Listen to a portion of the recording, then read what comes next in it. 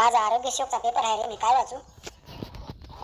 तू काय कर, अगोदर कार्बन आणि त्याचे संयुगचे आहेत का हे चॅप्टर पूर्ण कर पाय. त्याच्यावरलेच प्रश्न आले. अरे ते मी वाचलंय. सांग बरं मग मला की पहिलं संयुग कोणतं आहे, असं की ते पहिलं कृत्रिमरित्या मानवानं तयार केलं प्रयोगशाळेत, असं संयुग कोणतं आहे पहिलं? काय सेंद्रिय संयुग पहिलं प्रयोगशाळेतलं? युरिया आहे ना. युरिया व्हलवरनं तयार केलं ते. काय जर्मन शास्त्रज्ञ कुठला व्हलवर?